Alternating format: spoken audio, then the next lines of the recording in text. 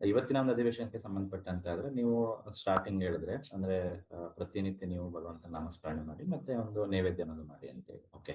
So ಎಲ್ಲೇ ಹೋದ್ರೂ ಕೂಡ ನೀವು ನೈವೇದ್ಯ ಅನ್ನೋದನ್ನ ಮಾಡ್ಬೋದು ಅಂತ ನೀವು ಹೇಳಿದ್ರಿ.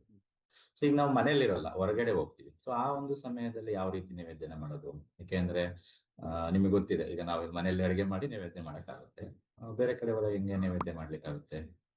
ಹ್ಮ್ ಬಟ್ ಇನ್ನು ಅದು ಫೋಟೋ ಇರಲ್ಲ, ಅಡಿಗೆ ಮಾಡ್ಲಿಕ್ಕೆ ಬಂದಿಲ್ಲ. ಜಾಗ ಇರಲ್ಲ. ಇವಾಗ ಬರೀ ಹಾಲು ಹಣ್ಣು ಮಾತ್ರ ಇದೆ 9ನೇ ಅಧ್ಯಾಯದಲ್ಲಿ ಅಡಿಗೆ. ಅದನ್ನ ಈಗ ಹಾಲು ಹಣ್ಣೆ ಆಗ್ಲಿ ಪ್ರಭು, ನಾವು ಹೆಂಗೆ ಮಾಡೋದು? ಓಕೆ. ಅಲ್ಲಿ ಸ್ಥಳ ಶುಚಿಯಾಗಿರಲ್ಲ. ಹಾ, ಭಗವಂತನಿಗೆ ಅದರ ಅವಶ್ಯಕತೆ ಎಲ್ಲ ಏನು ಇಲ್ಲ. ಭಾವಗ್ರಹಿ ಜನಾರ್ದನ. ಭಾವನೆಗಳು ತುಂಬಾ ಮುಖ್ಯ. ಸೊ ನಾನು ಎಷ್ಟು ಶುದ್ಧವಾದ ಭಾವನೆಯಲ್ಲಿ ಕೃಷ್ಣನಿಗೆ ಅದನ್ನ ಸಮರ್ಪಣೆ ಮಾಡ್ತಿದ್ದೇನೆ. ಚಿಕ್ಕದಾಗಿ ಒಂದು ಉದಾಹರಣೆ ಕೊಟ್ಟು ಹೇಳ್ತೇನೆ. ಒಂದು ತಾಯಿಯಾದವಳು ಮಗುವಿಗೆ ಹಾಲು ಕುಡಿಸ್ಬೇಕು ಅನ್ನೋವಾಗ ಎಲ್ಲೇ ಟ್ರಾವೆಲ್ ಮಾಡ್ತಾ ಇದ್ರು ಸರಿ, ಎಲ್ಲೇ ಇದ್ರು ಸರಿ, ಏನ್ ಮಾಡ್ತಾಳೆ? ಒಂಚೂರು ಅಲ್ಲಿ ಎಲ್ಲೋ ಮರಗ್ ಮಾಡ್ಕೊಂಡು ಸೆರಗ ಹಾಕೊಂಡು ಮಗುಗೆ ಹಾಲು ಕುಡಿಸ್ತಾಳೆ ಅಷ್ಟೆ. Very simple. ಅದೇ ರೀತಿ ಕೃಷ್ಣನಿಗೆ ನೈವೇದ್ಯ ಅನ್ನೋದು ಕಂಪಲ್ಸರಿ. ನಾನು ತಿಂತಿದ್ದೀನಿ ಅಂದ್ರೆ ಕೃಷ್ಣನ್ ಕೊಡಬೇಕು. ಬಟ್ ಸಮಯ ಸಂದರ್ಭ ತಕ್ಕಂಗೆ ನೋಡ್ಕೊಂಡು ಕೊಡಬೇಕು.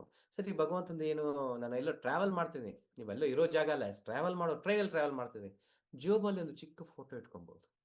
ಭಗವಂತ ಒಂದು ಚಿಕ್ಕ ಫೋಟೋ ಇಟ್ಕೊಂಡು ಆ ಫೋಟೋ ಅಲ್ಲಿ ಇಟ್ಟು ಭಗವಂತನಿಗೆ ಅಲ್ಲೇ ನೈವೇದ್ಯ ಅನ್ನೋದು ಮಾಡ್ಬೋದು. ಇನ್ನೊಂದು ಏನು, ಉದಾಹರಣೆಗೆ ಡ್ರೈ ಫ್ರೂಟ್ಸೇ ಮಾಡ್ಬೋದು.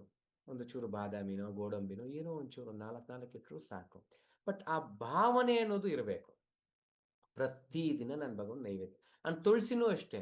ಒಣಗೋಗಿರೋ ತುಳಸಿ ಆದರೂ ಪರವಾಗಿಲ್ಲ, ತುಳಸಿ ಇರಬೇಕು ಅಷ್ಟೇ. ಸೊ ಅದನ್ನ ಇಟ್ಕೊಂಡಿದ್ರು ಒಂದು ಕವರಲ್ಲಿ ಎಲ್ಲ ಅದು ಒಣಗೋಗಿದ್ರು ಪರ. ನಮ್ಮ ಭಕ್ತರು ನೋಡ್ಬೋದು. ನಾನು ಇದು ಮನೆಯಲ್ಲೋ ಇದು ಶ್ರೀಲಂಕಾಗೆ ಹೋಗಿದ್ನಲ್ಲ, ನಾವು ನಮ್ಮ ದೀಪಕ್ ದೇಶಪಾಂಡೆ ಪ್ರಭು ಬಂದಾಗ ಅಲ್ಲಿನೂ ಅಷ್ಟೇ ಪ್ರತಿದಿನ ಆತ ಚಿಕ್ಕ ಫೋಟೋ ಇಟ್ಕೊಂಡಿದ್ರು. ಒಂದು ಕ್ಯಾಂಡಲ್ ಬರುತ್ತಲ್ಲ ಅದನ್ನ ಇಟ್ಕೊಂಡಿದ್ರು. ಬೇರೆ ತಮ್ಮದಲ್ಲಿ ತುಪ್ಪದ ದೀಪ ಹಚ್ತಾರೆ. ಎಲ್ಲೆಲ್ಲ ಟ್ರಾವೆಲ್ ಮಾಡೋವಾಗ ಏನ್ ಮಾಡಲ್ಲ, ಅವಾಗ ಚಿಕ್ಕದಾಗಿ ಕ್ಯಾಂಡಲ್ ಇಟ್ಕೊಂಡಿರ್ತಾರೆ, ಫೋಟೋ ಇಡ್ತಾರೆ, ಆರತಿ ಮಾಡ್ತಾರೆ. ಒಂಚೂರು ಒಂದು ಗೋಡಂಬಿ ದ್ರಾಕ್ಷಿ ಇದನ್ನೆಲ್ಲ ಇಡ್ತಾರೆ. ಅದಕ್ಕಂತ ಒಂದು ಬಾಕ್ಸ್ ಇಟ್ಕೊಂಡ್ಬಿಟ್ಟಿದ್ದಾರೆ ಚಿಕ್ಕದಾಗಿ. ಅದನ್ನ ಇಡ್ತಾರೆ, ನೈವೇದ್ಯ ಮಾಡ್ತಾರೆ, ಒಂದು 4 ಜನರಿಗೆ ಹಂಚ್ತಾರೆ, ಅವರು ತಿಂತಾರೆ, ಮುಗೀತು. ಸೊ ಈ ಅಭ್ಯಾಸ ಅನ್ನೋದು ಕೌಂತೆ. ಪ್ರತಿದಿನ ನೈವೇದ್ಯ ಮಾಡೋ ಅಭ್ಯಾಸ, ಪ್ರತಿದಿನ ಆರತಿ ಮಾಡುವ ಅಭ್ಯಾಸ. ಇದನ್ನು ಮಾಡ್ತಾ ಮಾಡ್ತಾ ಮಾಡ್ತಾ ಭಗವಂತನೇ ಅಂತ ಜೀವನವನ್ನ ನಮ್ಗೆ ಕೊಡ್ತಾನೆ. ಯಾವಾಗ ಈ ರೀತಿಯಾಗಿ ನಾನು ಹೆಚ್ಚಿಗೆ ವೈಭವದಲ್ಲಿ ಮಾಡುವಂತ ಒಂದು ಅವಕಾಶ, ಆರ್ಥಿಕತೆ ಆತನೇ ಕೊಡ್ತಾನೆ, ಬುದ್ಧಿಶಕ್ತಿ ಆತನೇ ಕೊಡ್ತಾನೆ, ಆ ಒಂದು ವಾತಾವರಣ ಆತನೇ ಕೊಡ್ತಾನೆ, ಎಲ್ಲವನ್ನೂ ಆತನೇ ಕೊಡ್ತಾನೆ. ಜಸ್ಟ್ ನನ್ನ ಕೋರಿಕೆ ಮಾತ್ರ ಇರಬೇಕು. ಭಗವಂತ, ನಾನು ಯಾವತ್ತು ಭಕ್ತನಾಗಿರೋದಕ್ಕೆ ಈ ರೀತಿನೇ ಪ್ರಯತ್ನ ಮಾಡ್ತೀನಿ, ಹಿಂಗೆ ಇರಬೇಕು ಅಂತ ಕೋರಿಕೆ ಇಡಿ, ಭಗವಂತನೇ ಮಿಕ್ಕಿದೆಲ್ಲ ರೂಪಿಸ್ತಾನೆ. ಆತನೇ ಅಂತ ವಾತಾವರಣನೂ ಕೊಟ್ಟಿರ್ತಾನೆ.